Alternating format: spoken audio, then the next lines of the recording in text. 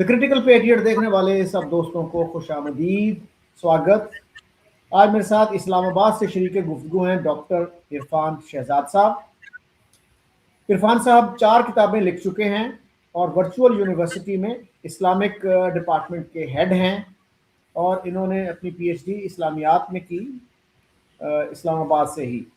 Doctor साहब, अभी अभी मैं खबरें सुन रहा था तो इंडिया का एक टीवी चैनल है एनडीटीवी, उन्होंने ये डिस्क्लोज किया कि तेलंगाना पुलिस ने ये कहा है कि साजिद अकरम सिडनी में जो टेररिस्ट अटैक हुआ उसके जो सीनियर पार्टनर थे, एक तो उनका बेटा था, एक वो थे, उनका ताल्लुक हैदराबाद से था और वो 98 में ऑस्ट्रेलिया चले गए थे और उन्होंने ग्रेजुएशन जो है वो हैदराबाद से ही की। इसका मतलब ये नहीं है कि वो इंडियन गवर्नमेंट ने या इंडियन स्टेट ने उनको भेजा, क्योंकि पाकिस्तानी मीडिया में कुछ इस तरह का तासुर दिया जा रहा है कि जी अगर उसका ताल्लुक इंडिया से है तो वो फिर कोई साजिश के तहत ही ऑस्ट्रेलिया गया होगा। और ये भी पता चला जी कि वो दाइश से मुतासर था, वो फिर उनका बेटा और उनके उस रेजिडेंस से कुछ झंडे मिले हैं दाइश के। तो इस चीज़ को आप कैसे देखते हैं? दाइश की जो पॉपुलैरिटी है पाकिस्तान में भी किसी ना किसी दर्जे में मौजूद है। मसलन मौलवी अब्दुल अजीज़ जो हैं लाल मस्जिद वाले, वो उनके बड़े फ़ैन हैं और उनकी लड़कियों ने एक जंगी तराना बनाया था जिसमें वो वेलकम कर रही थी दाइश को भी, अबू बकर अल बगदादी को भी। और कुछ लोग हमारे कहते हैं कि अबू बकर अल बगदादी जो है वो तो इस्राएली एजेंट था, बल्कि एक यहूदी था जिसको उन्होंने एक नया नाम दे के लॉन्च कर दिया था। कुछ लोग इतना एडमायर करते हैं उनको और कुछ लोग उनको इस तरह से जो है डिस्क्रेडिट करते हैं। तो ये दो एक्सट्रीम्स हमारे यहाँ पाई जाती हैं। आप इस बारे में क्या कहेंगे? जी देखिए, जहाँ तक साजिशी थ्योरियों का ताल्लुक है तो ये तो महज स्पेकुलेशंस होती हैं। लोग कुछ चीज़ों को की सिमिलैरिटीज़ को मिलाकर एक कहानी सी बना लेते हैं। वो ये देखते हैं कि किस किस चीज़ का किसको फ़ायदा हो रहा है, किसको नुकसान हो रहा है, और उसके ऊपर एक थ्योरी कंस्ट्रक्ट कर लेते हैं जो हमेशा थ्योरी ही रहती है। उसका कोई सबूत उनके पास नहीं होता। सबूत की जगह भी वो स्पेकुलेशन से ही काम ले रहे होते हैं। तो साजिश थ्योरी अगर बिलफर्ज सच भी हो तो उसको साबित करने का कोई तरीका नहीं होता है। तो हम अनफॉर्चुनेटली हमारे जो कौम है या हमारे जो लोग हैं वो साजिशी थ्योरी में बहुत ज़्यादा दिलचस्पी लेते हैं और उसके ऊपर बगैर किसी वजह के यकीन भी कर लेते हैं। तो साजिशी थ्योरियों के ऊपर तो जाना नहीं चाहिए कि कौन किसका एजेंट था क्या नहीं था। आपको कभी भी मालूम नहीं हो सकता कि कोई वाकई एजेंट था या नहीं था। लोग जो होते हैं वो आम तौर पर अपनी जानों पे खेल कर जो काम करते हैं उसमें वो पूरी तरह सिंसियर होते हैं, तभी वो कर पाते हैं।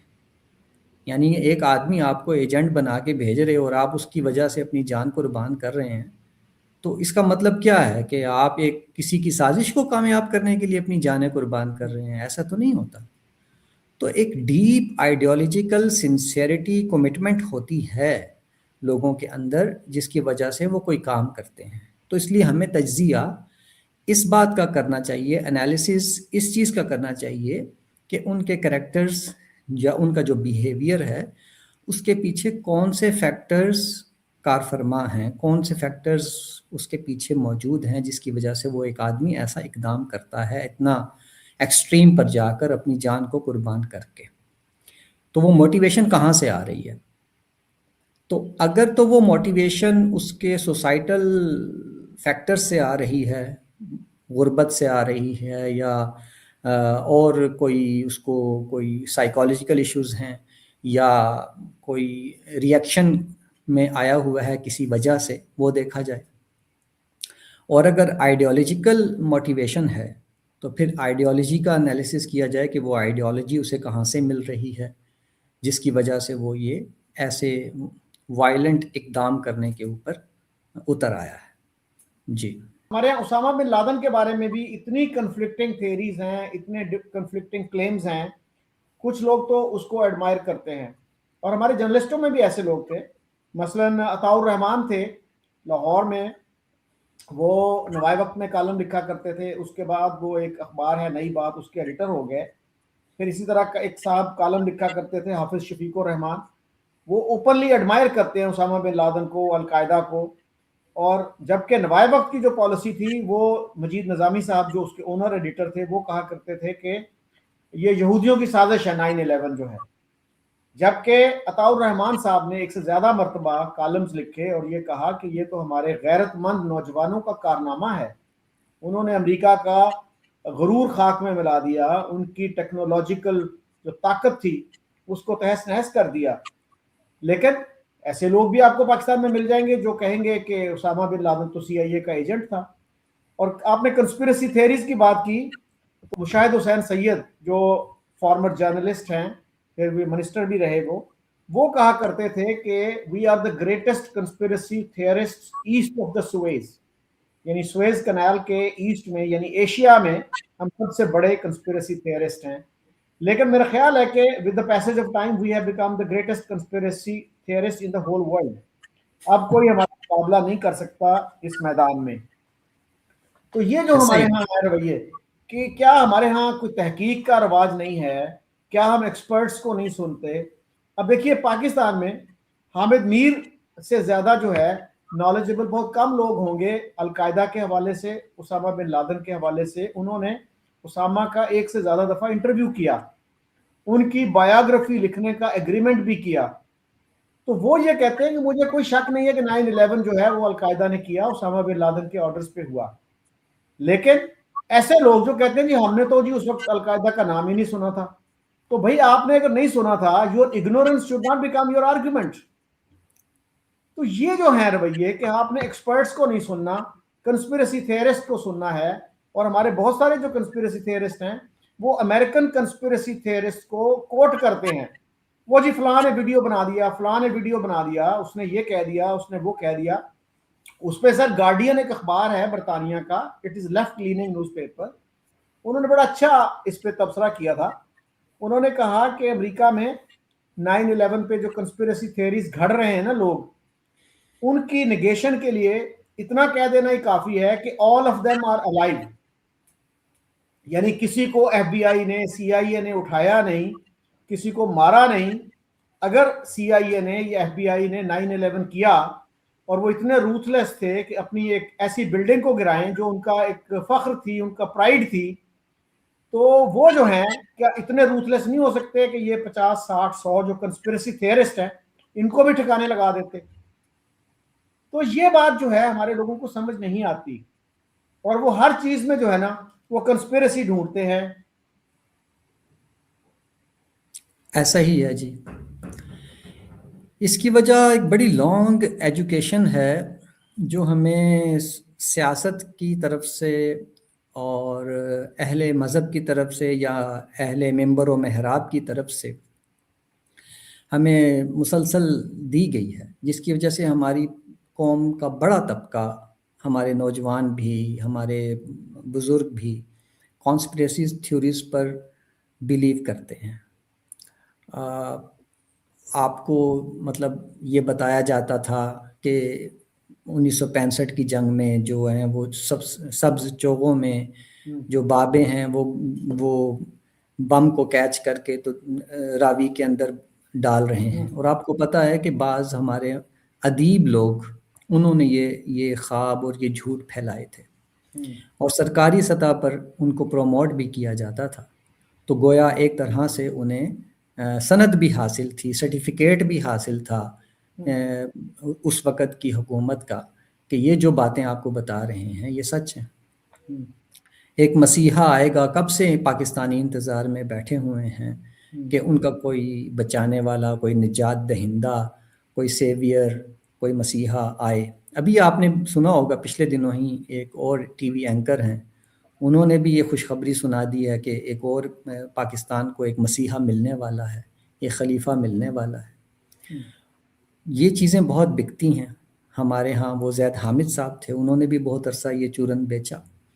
तो ये एक मुसलसल डोज है जो इस कौम को दी गई है कॉन्स्पिरेसी थ्योरीज की, तो उनका मिजाज जो है वो उसके ऊपर डेवलप हो गया है। تو وہ اب فوراً سنتے ہیں کسی بھی ایسی کانسپریسی تھیوری کو، اور اس میں لطف بھی ہوتا ہے، مزہ بھی ہوتا ہے، اس میں پھر یہ بھی ہوتا ہے کہ آپ کی نفسیاتی تسکین کا سارا سامان ہوتا ہے کہ آپ کی کوئی غلطی نہیں ہے، آپ کے دشمن جو ہیں وہ دراصل آپ کو خراب کر رہے ہیں، ورنہ آپ تو خدا کی لاڈلی قوم ہیں اور آپ بہت ذہین ہیں، آپ بہت ٹیلنٹڈ ہیں، لیکن دشمن جو ہے وہ آپ کو سازش کے ذریعے سے خراب کر رہا ہے، آپ کا کوئی قصور نہیں ہے۔ تو نفسیاتی تسکین کا پورا سامان بھی ہے، تربیت بھی اسی کے اوپر ہوئی ہے، اس لیے یہ تھیوریز بہت چلتی ہیں اور ہمارے لوگ اس کے اوپر بڑی شاندار ڈیبیٹس کرتے ہیں بغیر ثبوت کے۔ ثبوت کی تو ضرورت ہی نہیں ہوتی، تو اس میں وہ بس سملیرٹیز ملاتے ہیں، کچھ آثار ملاتے ہیں، کچھ ٹریسز ملاتے ہیں، ایک کہانی تشکیل دے دیتے ہیں، اور آپ ہزار انہیں بتائیں کہ کوئی ثبوت تو پیش کر دیں، تو وہ ثبوت نہیں بتائیں گے آپ کو، بلکہ وہ اپنی تھیوریز اور کے اندر ذہانت کے کرشمے دکھائیں گے، اور وہ تھیوری آپ کے سامنے بڑی حسین طریقے سے پیش کر دیں گے۔ تو اس کا کوئی بلکہ علاج نہیں ہے۔ جی بلکہ سر جو ثبوت آپ پیش کریں گے اس کو وہ بڑا کوئکلی اور ایزیلی ڈسمس کر دیں گے، یہاں تک کہ ہمارے لوگ یہ کہتے ہیں کہ Osama bin Laden was not killed in Abbottabad, یعنی جی جی ہمارے ایک فارمر آرمی چیف ہیں جنرل اسلم بیگ، انہوں نے کہا تھا کہ جی اسامہ بن لادن تو تھا ہی نہیں ایبٹ آباد میں، وہ تو اس سے کئی سال پہلے جو ہے وہ فوت ہو چکا تھا۔ میں نے ایک جرنلسٹ سے بات کی، وہ کہنے لگا جی پھر نا بیگ صاحب سے یہ پوچھیں کہ جب وہ فوت ہوا تھا اس وقت انہوں نے کوئی سٹیٹمنٹ دی تھی؟ اگر ان کے سورسز اتنے اچھے ہیں تو اس وقت ان کو بتانا چاہیے تھا کہ بھئی آج اسامہ بن لادن فوت ہوا ہے یا کل فوت ہوا تھا اور فلاں جگہ پہ اس کی قبر ہے۔ تو یعنی اتنے سینئر لیول کے لوگ جو ہیں وہ اس طرح سے غلط بیانی کرتے ہیں، لوگوں کو کنفیوز کرتے ہیں۔ اور سر اگر یہ بات اتنی ہی بے بنیاد ہوتی تو پھر سر حافظ سعید نے لاہور میں اور سید علی گیلانی نے سری نگر میں اسامہ بن لادن کی غائبانہ نماز جنازہ اس وقت کیوں پڑھائی؟ دراصل یہ اتنے سینئر لیول کے لوگ ہی ہیں جنہوں نے اس قوم کو جھوٹ بول بول کر بیوقوف بنا رکھا ہے، اور انہیں پتا تھا کہ ان کا جو جھوٹ ہے چاہے کتنا ہی بے بنیاد اور موسیقہ خیز کیوں نہ ہو وہ چل جائے گا، اور اس طرح سے ایک ڈیبیٹ وہ کریٹ کر دیں گے قوم کے اندر کہ اسامہ بن لادن وہاں تھا یا نہیں تھا، تو وہ اس میں کامیاب ہو گئے ہیں۔ تو یہ سینئر لیول کے لوگوں نے ہی تو یہ ہمیں ایجوکیٹ کیا ہے اس طرح سے۔ لیکن ڈاکٹر صاحب کوشچن یہ آتا ہے نا کہ اگر اسامہ بن لادن وہاں نہیں تھا تو اس وقت کے جو آرمی چیف تھے، اس وقت کے جو آئی ایس آئی چیف تھے، ان کو یہ اوپنلی کہنا چاہیے تھا، گورنمنٹ کو اوپنلی کہنا چاہیے تھا۔ انہوں نے تو نہیں کہا یہ، کیونکہ سب کے لیے امبیرسمنٹ تھی نا یہ، تو انہوں نے کیوں نہیں کہا؟ پھر یہ بھی تو کوشچن آتا ہے نا۔ پھر دیکھیے سپریم کورٹ کے ایک جج پر مشتمل کمیشن بنا تھا اسی مسئلے کو انویسٹیگیٹ کرنے کے لیے، اس کی رپورٹ کبھی پبلک نہیں کی گئی۔ تو یہ مطلب what do you learn from these things؟ جی جی، اور وہ جو ڈاکٹر تھا شکیل آفریدی غالباً نام جی تھا اس کا، جی اس کو پھر کس کھاتے میں اندر بند کر کے رکھا تھا کہ جس کو وہ اس کو ریلیز کرنے کا مطالبہ کیا جا رہا تھا اور آپ اس کو ریلیز نہیں کر رہے تھے؟ وہ کس جرم میں اندر تھا پھر؟ جی وہ میرا خیال ابھی تک اندر ہی ہے۔ جی ہاں، اس نے یہی لیک کیا تھا نا کہ اسامہ وہاں پہ موجود تھا، اسی کی وہ سزا میں بھی دیا گیا وہ تھا۔ کہا یہ جاتا ہے کہ اس نے کوئی فیک ویکسینیشن کیمپین شروع کی تھی، اور امریکنز جو تھے وہ ڈی این اے سیمپل کے لیے کوئی نمونے حاصل کرنا چاہ رہے تھے تاکہ ان سے ڈی این اے کروائیں اور اس کو پتہ چلے کہ بھئی واقعی یہ اسامہ بن لادن کا خاندان ہے۔ تو that was the purpose of that.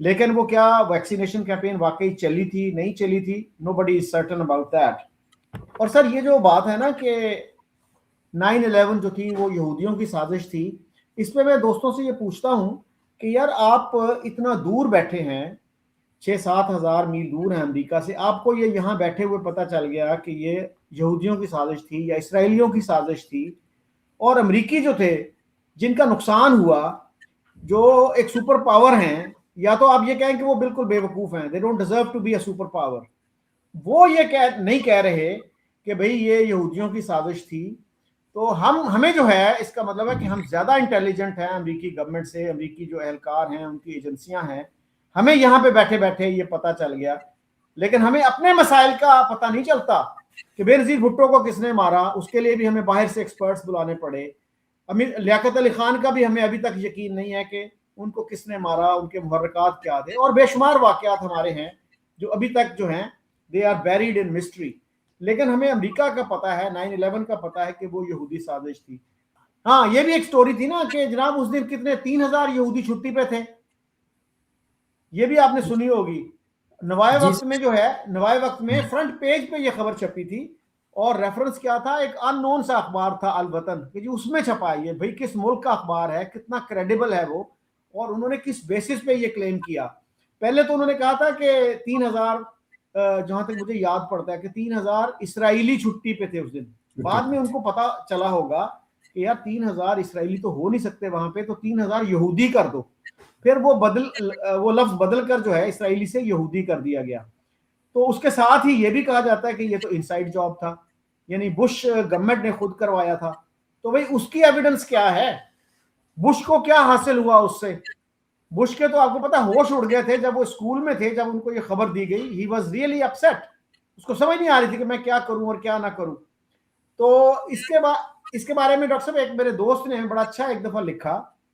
اس نے کہا جی کہ اگر یہ 9/11 امریکہ نے خود کروایا ہے تو اس سے بہت ہی آسان آپریشن جو تھا نا وہ ویپنز آف میس ڈسٹرکشن والا تھا، کہ جب امریکی گئے عراق میں اور ان کو ویپنز آف میس ڈسٹرکشن نہیں ملے تو کیا وہ کسی بھی اپنے نیٹو اتحادی سے لا کے، جرمنی سے، کسی اور ملک سے چند نیوکلیئر ڈیوائسز نہیں رکھ سکتے تھے عراق میں؟ وہ کہتے جی یہاں سے ملے ہیں یہ، لیکن وہ نہیں کر سکے. اتنا آسان سا آپریشن جس میں کسی کی جان نہیں جانی تھی، کوئی بلڈنگ نہیں گرنی تھی، تو وہ اتنا آسان سا کام نہیں کر سکے. ان کو پتا تھا کہ اگر ہم نے یہ کام کیا تو میڈیا جو ہے نا وہ 1 مہینے کے اندر اندر، اگر اس سے زیادہ جلدی نہیں، تو یہ ایکسپوز کر دے گا کہ یہ فراڈ کیا انہوں نے. تو American government knew its limitations. لیکن ہمارے ہاں جو ہے، ہمارے لوگ آج تک بھی اس بات پہ یقین کرنے کے لیے تیار نہیں ہے کہ یار یہ اتنا ایزی آپریشن نہیں تھا. اور پھر بش جو ہے اگر وہ بادشاہ ہوتا نا، کہ اس کو پتا ہوتا کہ میرے بعد میرا بیٹا بادشاہ بنے گا، تو چلے ٹھیک ہے بھائی یہ راز ہی رہے گا. بھائی ڈیموکریٹک پارٹی جو اس کے اتنے دشمن ہیں، انہوں نے کبھی نہیں یہ الزام لگایا کہ جی بش نے خود کروایا یہ.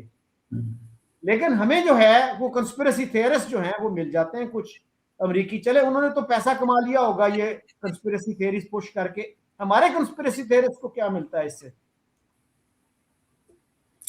ہمارے کانسپریسی تھیورسٹ کو لوگوں سے پاپولیرٹی ملتی ہے. اگر وہ یوٹیوبر ہیں اس پہ آمدنی ملتی ہے، اور لوگوں کو نفسیاتی تسکین ملتی ہے. تو اس طرح سے ایک گیم ہے ان کی، یہ چلتی رہتی ہے. مولانا مودودی کی بڑی مشہور کتاب ہے الجہاد فی الاسلام، اور وہ کہا جاتا ہے جی کہ وہ بہت کم عمر تھے، پتہ نہیں 19 سال کے تھے یا 20 سال کے تھے، کہ انہوں نے وہ کتاب لکھی اور ان کو بڑی داد ملی، بہت اپریسیشن ملی. لیکن بعد میں پھر کچھ ایسی انڈیکیشنز بھی ہیں کہ پروفیسر خورشید صاحب نے ایک آرٹیکل لکھا ان کی وفات کے بعد، کہ میں نے ایک دفعہ مودودی صاحب سے یہ پوچھا کہ الجہاد فی الاسلام میں آپ نے یوں لکھا ہے، لیکن اب آپ اس پہ بلیف نہیں رکھتے، آپ کا ویو بدل گیا ہے، تو کیا وجہ ہے اس کی؟ تو اس پہ مولانا مودودی نے کہا کہ میں بھی آخر انسان ہوں، میرا بھی ایوولوشن ہو سکتا ہے. اور اس پہ ڈاکٹر صاحب مجھے یاد ہے میں نے پروفیسر وارث میر سے 96 میں یہ کوسچن کیا، اور وہ ہم اکٹھے تھے جب human rights commission of Pakistan بن رہا تھا لاہور میں. تو میں نے ان سے یہ کوسچن کیا، میں نے کہا سر پروفیسر خورشید نے کچھ یوں لکھا ہے، آپ کیا کہتے ہیں اس کے بارے میں؟ تو وہ بڑا ڈسمسو طریقے سے کہتے ہیں، او پنجابی میں انہوں نے کہا کہ وہ بھی ملا ہی سی، وہ کوئی ایوولوشن نہیں ہویا، یعنی وہ بھی ایک ملا ہی تھا اور اس کا کوئی ایوولوشن نہیں ہوا. تو آپ کیسے دیکھتے ہیں کہ مولانا مودودی کا کس طرح سے ایوولوشن ہوا؟ اور ان کے کنٹمپریری جو تھے وہ سید قطب تھے، اخوان المسلمون ایجپٹ کے جو لیڈر تھے، جن کو 60s میں پھانسی لگا دیا گیا تھا. اور ان سے پہلے حسن البنا تھے جو اخوان المسلمین کے بانی تھے، اور میرے خیال میں سید قطب جو تھے وہ حسن البنا سے بھی زیادہ ہارڈ لائنر تھے. Do you agree with that assessment? جی میں یہ تو سمجھتا ہوں، جہاں تک میں نے تھوڑا بہت مطالعہ کیا ہے، کہ سید قطب جو تھے اس بات میں زیادہ ہارڈ لائنر تھے، اور وہ بھی مولانا مودودی سے انسپائر تھے. اور جہاں تک آپ نے یہ بات کی کہ مولانا مودودی کا کوئی ایوولوشن ہوا، اس بارے میں چونکہ میں مولانا مودودی پر کوئی اتھارٹی تو نہیں ہوں، یا میں نے اس طرح سے درجہ ان کی کرونالوجیکل چیزیں تو اس طرح سے تو نہیں دیکھی ہوئی، لیکن مولانا مودودی کا جو کانسیپٹ ہے پولیٹیکل اسلام کا، تو اس میں جہاد ایک لازمی ایلیمنٹ کے طور پہ موجود ہے، اور اس کے مطابق مسلمانوں کی ایک حکومت قائم ہونا ضروری ہے، جس کے لیے انہیں ہر طرح سے کوشش کرنی ہے۔ اگر انہیں راستہ مل رہا ہے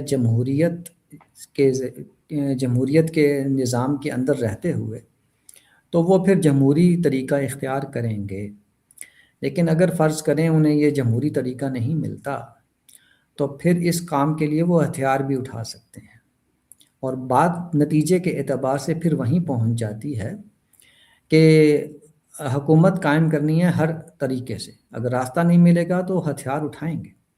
تو اس لیے ہتھیار اٹھانا یا جہاد کرنا یہ ان کے کانسیپٹ میں شامل ہے، اور اسی بنا پر جو ان کے ہاں جو عسکری ونگز ہیں ہمارے جماعت اسلامی کے، جو عسکری ونگز بنتے ہیں وہ اسی لیے بنتے ہیں کہ وہ جہادی گروپس بنا کر، تو وہ مختلف جگہوں پہ وہ ان کو آپریٹ بھی کروایا جاتا ہے۔ تو اس بنا پر ان کا کوئی ایوولوشن ہوا بھی ہے جہاد کے معاملے میں، تو اس کی جو ایسنس ہے، اس کا جو جوہر ہے، یا ان کی جو بنیاد ہے، اس سارے ان کی جو تھیوری ہے پوری، اس کی جو ان کی بنیاد ہے وہ وہی ہے کہ ہم نے اسلام کی حکومت کو قائم کرنا ہے لوگوں کے اوپر، اور اس میں اصل میں ہمیں اکثریت کی حمایت کی ضرورت نہیں ہے، ہم نے ایک جماعت صالحین کی بنانی ہے اور اس کے ذریعے سے حکومت قائم کرنی ہے، ہم نے پائس لوگوں بزرگ ہاں یہ پائس لوگوں کی ایک جماعت بنانی ہے اور حکومت قائم کر دینی ہے، اور اس میں ہم نے یہ نہیں دیکھنا کہ اکثریت کی حمایت ہمیں حاصل ہوتی ہے یا نہیں ہوتی، لیکن چونکہ جمہوری ایک نظام موجود ہے تو ہمیں اب ہتھیار اٹھانے کی فی الحال ضرورت نہیں ہے۔ اچھا ڈاکٹر صاحب، اس میں جو ہے نا مسئلہ یہ آتا ہے کہ جیسے پہلے زمانے میں تھا کہ جی اگر آپ کسی نان مسلم ایریا کو فتح کر لیں تو آپ ان کے مردوں کو غلام بنا سکتے تھے، ان کی عورتوں کو جو ہے لونڈیاں بنا سکتے تھے، ان کو آگے کہیں فروخت بھی کر سکتے تھے، سیل بھی کر سکتے تھے۔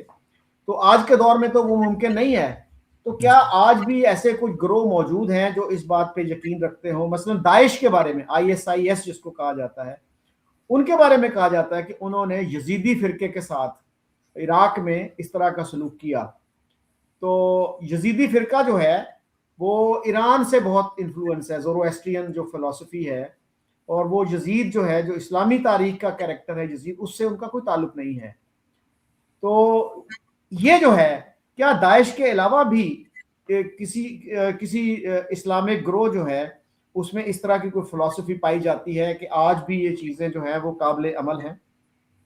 جی انفارچونیٹلی ہمارے تقریباً تمام ہی اہل مذہب کا جو روایتی طبقہ ہے ان کے ہاں یہ چیز ختم نہیں ہوئی ہے کہ اگر مسلمانوں کو طاقت ملتی ہے اور وہ دوسری قوموں کو فتح کرتے ہیں تو وہ غلام اور لونڈیوں کا معاملہ دوبارہ شروع کر سکتے ہیں۔ تو یہ ان کے ہاں آئیڈیالوجی کی سطح پر موجود ہے، سبھی کے ہاں موجود ہے تقریباً، لیکن ISIS نے اس کو عملی شکل میں کو عملی شکل دینے کی کوشش کی، تو یہ ہوا ہے، تو یہ ہے تو موجود سب کے ہاں، یہ مسئلہ ہے۔ لیکن اس میں سوال یہ بھی پیدا ہوتا ہے کہ اگر غیر مسلم کسی مسلمان علاقے کو فتح کر لیں تو کیا ان کو بھی آپ یہی رائٹ دیں گے کہ جو آپ سلوک کرتے ہیں ان سے وہی سلوک وہ آپ کے لوگوں سے کریں؟ جی رائٹ ہم نے کہاں دینا ہے، رائٹ تو طاقتور نے خود ہی لے لینا ہوتا ہے، اس نے کسی سے کیا پوچھنا ہے۔ نہیں، ایڈیولوجیکلی یہ لوگ کیا جواب دیں گے اس کوسچن کا اگر ان سے یہ پوچھا جائے؟ وہ یہ جواب دے دیں گے آپ کو کہ غیر مسلم ہیں نا وہ، جو اگر وہ آپ کے ساتھ ایسا سلوک کرتے ہیں وہ تو ان کے ساتھ ظلم ہوگا، لیکن اگر یہ کریں گے تو ان کا دین اس کی اجازت دیتا ہے۔ جی تو یہ ڈبل سٹینڈرڈ ان کو نہیں نظر آتا؟ They are unable to see this double standard. جی نہیں، بالکل ایسے ہی جیسے وہ یہ سمجھتے ہیں کہ ہمیں دنیا پر حکومت کرنے کا حق ہے، لیکن دوسروں کو ہم پر حکومت کرنے کا حق نہیں ہے۔ نہیں تو پھر جیسے مسلمان ہمیں اسی طرح مسلمان وہ سمجھتے ہیں کہ مسلمانوں کو دنیا پر حکومت کرنے کا حق ہے، لیکن دوسرے غیر مسلموں کو مسلمانوں پر حکومت کرنے کا حق نہیں۔ اسی طرح وہ یہ سمجھتے ہیں کہ ہمیں دوسروں کو تبلیغ دین کرنے کا حق ہے، مگر دوسروں کو ہم پر اپنے دین کی تبلیغ کرنے کا حق نہیں۔ دوسروں غیر مسلموں کو اگر وہ اپنا دین چھوڑ کے اسلام میں آ جاتے ہیں، اس کا تو انہیں حق ہے، لیکن اگر کوئی مسلمان چھوڑ کے جاتا ہے اسلام کو تو اس کا اسے کوئی حق نہیں۔ تو یہ ساری کنٹرڈکشنز ان کی تعبیرات میں موجود ہیں نہیں، انفارچونیٹلی۔ اگر ایک مسلمان جو ہے وہ نان مسلم ہو جائے، کسی اور ریلیجن میں چلا جائے، تو اس کی سزا جو ہے کہتے ہیں قتل ہے۔ جی، موت اور کہتے ہیں جی جی وہ ایک حدیث کوٹ کی جاتی ہے کہ من بدل دینہم فقتلوہم۔ ہاں، من بدل دینہ فقتلوہ، جو اپنے دین کو بدلے اسے قتل کر دو، یہ تو ایک حدیث اس میں تو یہ نہیں ہے نا کہ جو اسلام قبول کر لے، پھر اس کا مطلب ہے کہ اگر کوئی کرسچن ہے وہ اپنا دین بدلتا ہے، اسلام میں آ جاتا ہے، تو اس پہ بھی یہ لاگو ہوگی کہ نہیں ہوگی؟ دیکھیے یہ تو پھر لفظی مسئلہ آ گیا نا، کہ جی آپ لفظ کو پکڑ کے اسے استدلال کرنا شروع کر دیں۔ رسول اللہ صلی اللہ علیہ وسلم کے نسبت سے جب بات کی جائے گی کہ جو اپنا دین بدل دے تو اس کو قتل کر دو، تو ظاہر ہے کہ اس کے کانٹیکسٹ میں وہ یہی کہیں گے کہ دین بدلنے سے مراد اسلام کا دین ہے، جو کہ بدل دیا جائے تو پھر اس کو قتل کر دیں گے۔ تو اس لیے وہ آپ جو بات کر رہے ہیں وہ منطقی طور پر تو نکل سکتی ہے، لیکن اگر جملے کو اس کے کانٹیکسٹ میں رکھیں، یہ سوچ کے رکھیں کہ رسول اللہ کہہ رہے ہیں، تو ظاہر ہے دوسرے دین کے لیے تو نہیں کہہ رہے ہوں گے، کیونکہ وہ تو خود دعوت دے رہے ہیں لوگوں کو کہ مسلمان ہو جاؤ، تو جو اپنا دین بدلے گا اس کو قتل کر دیں گے، تو یہ اللاجیکل ہو جائے گا نا۔ لیکن سر پھر یہ بھی بات ہے نا کہ بہت سی احادیث جو ہیں ان کو کہا جاتا ہے کہ یہ بہت کریڈیبل نہیں ہے، ضعیف ہے، تو یہ آپ اگر حدیث مجھ جو سے ہے جی اگر آپ مجھ سے یہ پوچھنا چاہتے ہیں کہ ارتداد کے مسئلے پر کہ مرتد کی سزا کوئی ہے یا نہیں ہے، تو اس پر پھر میں اپنا موقف پیش کر دیتا ہوں۔ ڈاکٹر صاحب آپ کا موقف کیا ہے ارتداد یا اپوسٹسی کے ایشو پہ؟ جی، ارتداد کے ایشو کے اوپر ہمارا موقف بہت کلیئر ہے کہ اللہ تعالیٰ نے ہر ایک کو اس بات کی اجازت دی ہے کہ وہ چاہے تو مسلمان ہو جائے، چاہے تو غیر مسلم ہو جائے، اما شاکرا و اما کفورا، فمن شاء فلیکفر فمن شاء فلیؤمن، جو چاہے کفر اختیار کرے، جو چاہے مومن ہو جائے۔ تو اللہ تعالیٰ نے جو اجازت دے رکھی ہے اس اجازت کو کوئی بھی چھین نہیں سکتا۔ تو یہ پھر اللہ نے فرمایا کہ لا اکراہ فی الدین، دین میں کوئی جبر نہیں ہے، دین میں کوئی داخل ہو جائے تب بھی کوئی جبر کے ساتھ داخل نہیں کیا جا سکتا، اور کوئی دین کو چھوڑ کے جانا چاہے تو اس کو جبراً روکا نہیں جا سکتا۔ بالکل اللاجیکل بات ہے کہ ایک آدمی اگر دین چھوڑ کے جانا چاہتا ہے، فرض کریں کسی بھی وجہ سے اس کی سیٹسفیکشن نہیں ہوئی ہے، جو بھی ہے، آپ اس کو روک ہی نہیں سکتے، اور اگر آپ اس کو موت کی سزا دے دیں گے تو وہ تو منافق بن کے زندگی گزارے گا، اور اگر وہ استقامت دکھا دے کہ مجھے قتل کر دو پھر بھی میں مسلمان نہیں ہوتا، تو الٹا وہ انسپریشن بن جائے گا ملحدین کے لیے یا دین بدلنے والوں کے لیے۔ تو یہ سزا ہے ہی نہیں دراصل، اور دین کے اندر ارتداد کی کوئی سزا نہیں ہے۔ غلط فہمی اس بات سے پیدا ہوئی تھی کہ رسول اللہ صلی اللہ علیہ وسلم نے جن لوگوں پر اتمام حجت کر دیا تھا، اتمام حجت کا مطلب یہ ہوتا ہے کہ ایک نبی جب اللہ کی طرف سے آتا ہے تو وہ لوگوں کو سمجھاتا ہے کہ میں اللہ کا رسول ہوں، اور جو تمہیں باتیں بتا رہا ہوں وہ آلریڈی تم جانتے ہو کہ خدا تمہارا ہے جس نے تمہیں پیدا کیا، وہ دوبارہ تمہیں اٹھا کے کھڑا کر دے گا اور تم سے جواب دہی مانگے گا۔ وہ خدا تم جانتے ہو کہ اس نے تم سے کیا مطالبے کیے تھے، پچھلے نبیوں کو بھی تم مانتے ہو، میں بھی ایک نبی بن کے تمہارے پاس آیا ہوں اور انہی نبیوں کی تعلیمات تمہیں دے رہا ہوں، تو میں کسی کنٹرڈکشن کا کوئی مسئلہ نہیں ہے، اس لیے میری بات بھی مان لو۔ لیکن لوگ نہیں مانتے تھے، تو پھر ایک وقت آتا ہے تو پھر اللہ تعالیٰ نبی سے رسول سے یہ کہتا ہے کہ ان لوگوں کے اوپر اتمام حجت ہو چکا، ان کے پاس کوئی ایکسکیوز نہیں رہا، یہ اب ضد سے انکار کرنے پر تلے ہوئے ہیں اور تمہاری دعوت کو بھی ختم کرنے پہ تلے ہوئے ہیں، اب ان کی سزا کا وقت آ گیا ہے۔ تو وہ سزا اللہ کی طرف سے نازل ہوتی ہے اور لوگوں کو جو رسول کے منکر ہوتے ہیں انہیں ختم کر دیا جاتا ہے۔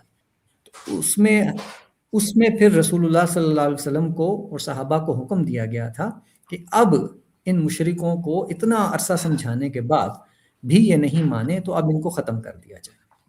چنانچہ مشرکوں کے لیے قتل کی سزا اللہ تعالیٰ نے دی اور کہا کہ فَقْتُلُوا الْمُشْرِكِينَ حَيْثُ وَجَدتُّمُوهُمْ، جہاں تم مشرکوں کو پاؤ اب انہیں قتل کر دو۔ یہ سزا تھی ان کے کفر پر ضد کی جو کئی اتمام حجت کے بعد انہیں دی گئی۔ ان میں سے کچھ لوگ مسلمان ہو گئے تھے، لیکن بعد میں وہ رسول اللہ صلی اللہ علیہ وسلم جب وفات ہوئی تو مرتد ہو گئے، اسلام سے پھر گئے، تو دوبارہ کفر ہی اختیار کر لیا۔ تو حضرت ابوبکر صدیق نے پھر ان لوگوں کو وہی سزا دی جو کہ ان کے کفر کی سزا رسول اللہ نے ان کے لیے ان کو دے رہے تھے۔ تو یہ تھی اصل میں یہ بات۔ تو رسول اللہ کا جو یہ ارشاد نقل کیا جاتا ہے کہ جو اپنے دین کو بدل دے اس کو قتل کر دو، تو وہ ارتداد کی سزا نہیں ہے، کفر کی سزا ہے۔ اور چونکہ رسول نے اتمام حجت کیا ہوتا ہے، اس وجہ سے اللہ کی طرف سے وہ سزا نافذ کی جاتی ہے۔ تو یہ ہے اصل میں ساری بات۔ تو ارتداد بھی اصل میں کفر ہے، اور کفر کی سزا موت ہے، اور وہ ملتی ہے رسول کے اتمام حجت کے بعد۔ رسول کے بعد پھر یہ سزا کوئی نافذ نہیں کر سکتا، کیونکہ اس کا حکم اللہ کی طرف سے آتا ہے۔ اچھا ڈاکٹر صاحب، کچھ لوگ جو ہیں ایک ڈسٹنکشن کرتے ہیں کہ اسلام جو ہے نا وہ ریلیجن نہیں ہے، مذہب نہیں ہے، دین ہے، لیکن پھر کچھ لوگ یہ بھی کہتے ہیں کہ یہ ایک آرٹیفیشل اور مین میڈ ڈسٹنکشن ہے، اس لیے کہ قرآن میں تو آتا ہے لکم دینکم ولی دین، تمہارے لیے تمہارا دین، میرے لیے میرا دین، یعنی جو نان مسلم ہے اس کے ریلیجن کو بھی دین کہا گیا اور ایک مسلمان کے ریلیجن کو بھی دین کہا گیا۔ اور یہاں پہ میں یہ بھی آپ کی اوپینین جاننا چاہ رہا ہوں کہ مولانا وحید الدین تھے، ایک بہت بڑے اسلامک اسکالر تھے، دلی میں رہتے تھے، ایک دفعہ مجھے ان سے ملنے کا بھی اتفاق ہوا ان کے گھر پہ۔ تو انہوں نے ایک کتاب لکھی تھی، مولانا مودودی کے وہ اولین ساتھیوں میں سے تھے، تعبیر کی غلطی، یعنی انٹرپریٹیشن کی، دی ایرر آف انٹرپریٹیشن۔ تو ان کو جو ہے پاکستان میں سخت تنقید کا نشانہ بنایا جاتا ہے، بلکہ ان کی تکفیر تک کی جاتی ہے۔ ایک کتاب لکھی گئی ہے پاکستان میں جس میں ان کو کہا گیا کہ یہ اسلام دشمن شخصیت تھے۔ تو غامدی صاحب بھی ان سے متاثر ہیں۔ تو پاکستان میں کتنے پرسنٹ لوگ ہوں گے، اسکالرز ہوں گے، جو مولانا وحید الدین اور جاوید غامدی صاحب کو سیریسلی لیتے ہیں، چاہے کسی نہ کسی ایشو پہ اختلاف بھی کریں، لیکن وہ ان کو بالکل ڈسمس نہیں کرتے یا اس طرح سے ان کی تکفیر نہیں کرتے یا ان کی توہین نہیں کرتے؟ جی، جہاں تک عام آدمی کا تعلق ہے، میں یہ دیکھ رہا ہوں کہ عام آدمی جو کہ کسی مدرسے سے وابستہ اس طرح سے نہیں ہے یا کسی مکتبہ فکر سے وابستہ نہیں ہے، اس کے ہاں غامدی صاحب اور وحید الدین خان صاحب کی جو ایکسیپٹنس ہے وہ زیادہ ہے اور زیادہ ہو رہی ہے۔ لیکن وہ طبقات جن کے کوئی سٹیکس ہیں اور وہ اپنے کسی مکتب سے وابستہ ہیں، وہ اپنی وابستگی کی وجہ سے، اپنی عصبیت کی وجہ سے، جو ان کی ایفیلیشن ہے اپنے اداروں سے، اپنے اسکول آف تھاٹ سے یا اپنے سیکٹ سے، وہ جو ہے اس کی وجہ سے وہ پھر ایسے لوگوں کو جو جن کو ماڈریٹ کہا جاتا ہے، ایسے لوگوں کو وہ قبول نہیں کرتے۔ لیکن عام آدمی کے ہاں بہت زیادہ اس کی پذیرائی نظر آتی ہے۔ اچھا ڈاکٹر صاحب، یہ بتائیے کہ انجینئر محمد علی مرزا پہ ہم نے ایک شو کیا تھا، اور اچھی بات ہے کہ ان کو بیل مل گئی ہے، وہ رہا ہو گئے ہیں، ظاہر ہے کہ کیس تو ابھی چلے گا۔ تو ان کو حسن صاحب نے، جو جاوید غامدی صاحب کے داماد ہیں، انہوں نے یہ مشورہ دیا ہے کہ وہ ملک چھوڑ کر جو ہے وہ چلے جائیں، کیونکہ یہاں پہ ان کی اب جان کو ہمیشہ خطرہ رہے گا، کیونکہ بلیسفمی کا چارج ایسا ہے کہ ایک دفعہ اگر آپ پہ لگ جائے تو پھر آپ کی جان ہمیشہ خطرے میں رہتی ہے، چاہے عدالت آپ کو بری کر دے، ایکوٹ کر دے۔ تو آپ کیا مشورہ دیں گے اور کیا حالات ہیں، کیا انفارمیشن ہے آپ کی؟ جی، میں یہ سمجھتا ہوں کہ جتنے لوگوں کو وہ اپنا محمد علی مرزا اپنا دشمن بنا چکے ہیں، اس کے بعد ان کا یہاں رہنا کچھ مناسب نہیں ہے۔ ہماری سوسائٹی میں ٹالرنس لیول ویسے بھی کم ہے، اور جو ہمارے ہاں مذہبی مافیا ہے یا مذہبی لوگوں کا جو پریشر گروپس ہیں وہ بہت طاقتور ہیں، اور میں آپ کو یہ عرض کروں کہ وہ اتنے طاقتور نہیں ہیں، اصل میں حکومت کی کمزوری ہے۔ اگر حکومت ان کے آگے جھکنے اور ان کے ساتھ کمپرومائز کرنے کے خوف سے نکل آئے تو پھر ان طبقوں کی، ان گروپس کی اتنی طاقت نہیں ہوتی ہے۔ ان کی طاقت اس وقت تک ہوتی ہے جب تک حکومت ان کو پکڑتی نہیں ہے، قانون جب تک اپنا کام نہیں کرتا اس وقت تک ان کی جو ہے وہ آپ کہہ لیں کہ بدماشی جو ہے وہ چلتی رہتی ہے۔ تو انفارچونیٹلی ہمارے ہاں قانون کی حکمرانی اس طرح سے ہے نہیں، تو اس وجہ سے ایسے گروپس جو ہیں وہ طاقتور بھی ہوتے ہیں اور اپنی چیزیں منواتے بھی ہیں اور بدماشی بھی کرتے ہیں۔ تو محمد علی مرزا صاحب جس طرح سے اپنے آپ کو اتنے سارے دشمنوں کا ہدف بنا چکے ہیں، تو اس لیے اب ان کے لیے یہی مناسب ہے کہ وہ اس ملک سے ہجرت کر جائیں، کسی اور ملک میں جا کے رہیں جہاں پہ امن و امان سے وہ اپنی بات کر سکیں۔ اور دوسرا مشورہ ان کو یہی ہے کہ جو بات بھی اگر وہ کریں، اگر طریقے اور سلیقے سے کریں تو اتنے دشمنی بھی نہ بنتی۔ اگرچہ طریقے اور سلیقے سے بات کرنے والوں کے ساتھ بھی دشمنی یہ کرتے ہیں یہ لوگ، لیکن بہرحال اگر طریقے اور سلیقے سے بات کرتے تو شاید اتنی جلدی یہ نوبت نہ آتی۔ اور لیکن بہرحال اب جو ہو چکا وہ ہو چکا، تو انہیں چاہیے کہ اس ملک سے، میں بھی انہیں یہی مشورہ دوں گا کہ وہ کہیں اور جا کے اپنا یہ کام کریں۔ اچھا، آخر میں ڈاکٹر صاحب یہ میں پوچھنا چاہ رہا ہوں کہ ہمارے ہاں بڑا تذکرہ ہے، بڑی ہائپ ہے بلیسفمی بزنس گینگ کی، کہ ایک ایسا گینگ ہے جو نوجوانوں کو بلیسفمی کے کیسز میں فریم کرتا ہے، ان کو پھنساتا ہے، اور اس کے بعد پھر ان سے رقم نکلوائی جاتی ہے، رقم اینٹھی جاتی ہے، اور بہت سے غریب لوگوں کی زندگیاں اس کی وجہ سے تباہ ہو چکی ہیں۔ تو اس میں مجھے کسی وکیل نے یہ بتایا واقعہ کہ ایک نوجوان جیل میں تھا بلیسفمی چارجز پہ، تو ان کی فیملی نے اس وکیل کو کیا، تو وہ جب فائل دیکھنے گئے تو ایک گواہ کے اوپر لکھا ہوا تھا جی he has been cross examined. تو انہوں نے کہا کہ کس نے کراس ایگزامن کیا ہے جی، وہاں کسی خاتون وکیل کا لکھا ہوا تھا۔ تو جی وہ اس خاتون سے انہوں نے رابطہ کیا، اس نے کہا جی میں تو کبھی اس کیس کے ساتھ ایسوسیٹ نہیں رہی، میں نے کوئی کراس ایگزامینیشن نہیں کی۔ تو وہ ایسے وکیل نے جب جج صاحب سے کہا، ایڈیشنل سیشن جج ہیں وہ اسلام آباد میں، ان سے کہا کہ جی یہ خاتون تو کہہ رہی ہیں کہ میں کبھی اس کیس میں رہی نہیں ہوں، میں نے کوئی کراس ایگزامینیشن نہیں کی، تو جج صاحب نے کہا کہ یہ جو بلیسفمی گینگ ہے نا یہ بہت پاورفل ہے، آپ اس طرح کی باتیں نہ کریں۔ یعنی اس حد تک اسلام آباد میں یہ سچویشن ہے۔ اور اس کے علاوہ سر دیکھیے سپریم کے ایک جج نے، اور انہوں نے وہ باقاعدہ جو اپنی پروسیڈنگز تھیں براڈ کاسٹ بھی کی لائیو، اور انہوں نے یہ کہا کہ بلیسفمی گینگ پہ ایک کمیشن بننا چاہیے، لیکن پھر اس رولنگ کو ایک بڑے بینچ نے اوور ٹرن کر دیا۔ تو یہ جو ہے اس سے تو واقعی یہ پتہ چلتا ہے کہ بلیسفمی گینگ جو ہے یہ بہت پاورفل ہے۔ بھئی کمیشن قائم کرنے سے ان کو کیا ڈر تھا کہ اگر وہ بے گناہ ہیں، کوئی بلیسفمی گینگ نہیں ہے، تو ان کو تو ویلکم کرنا چاہیے تھا اس کو، کہ یار یہ بہت اچھی بات ہے، ہم بدنام ہو رہے ہیں اور جبکہ اس میں کوئی حقیقت نہیں ہے۔ تو وہ لوگ جو ہیں وہ اس کمیشن بننے کے مخالف کیوں تھے؟ وہ کیوں عدالت میں گئے کہ یہ کمیشن نہیں بننا چاہیے، اور گورنمنٹ نے کیوں خاموشی اختیار کر لی؟ کیا گورنمنٹ بھی ڈرتی ہے ان سے؟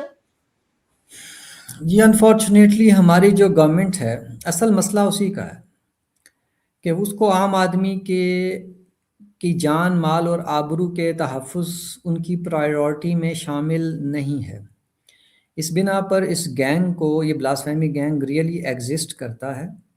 جو وکلاء اس کے ساتھ ان بلاسفیمی بزنس گینگ کے جو متاثرین ہیں، وکٹمز ہیں، ان کی جو وکالت کرتے ہیں، ان وکلاء سے میرا براہ راست رابطہ ہے، اور وہ کہانیاں بھی میں نے سن رکھی ہیں جو ان بچوں کو، ان لڑکوں کو پھنسانے کے لیے یہ بلاسفیمی بزنس گینگ والے کرتے ہیں۔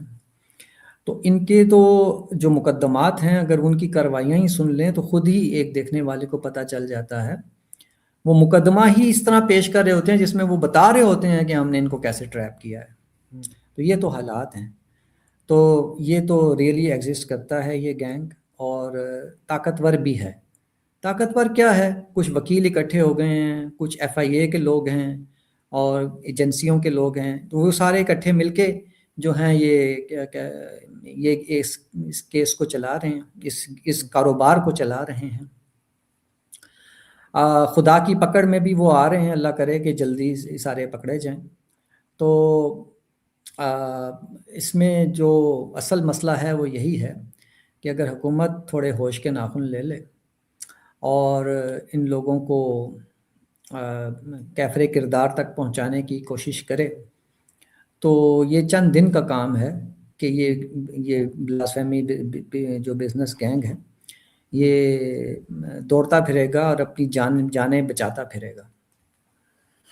جی ڈاکٹر صاحب، میں نے جو سنا ہے کہ اس میں ایک لڑکی ہے، وہ اسپین کا نمبر یوز کرتی ہے، لڑکوں سے دوستی کرتی ہے، ان کے ساتھ جو ہے وہ فرینک ہوتی ہے، اور چند دنوں کے بعد، چند ہفتوں کے بعد جو ہے، مہینے کے بعد، 2 مہینے کے بعد، وہ کہتی ہے کچھ دن پہلے نا اس طرح کا ایک میسج آیا تھا میرے پاس سے، وہ ڈیلیٹ ہو گیا ہے، مجھے فارورڈ کر دو گے؟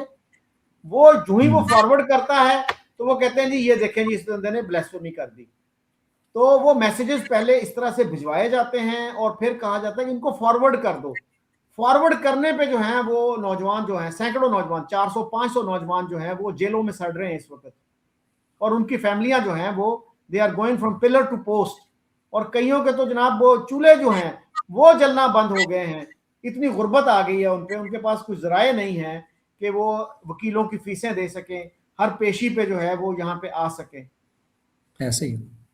اور بعض لڑکوں کے تو انہوں نے موبائل پہلے کانفسکیٹ کیے ہیں، ایک ہفتے 2 ہفتے پہلے کانفسکیٹ کیے ہیں، اور گرفتاری بعد میں ڈالی ہے.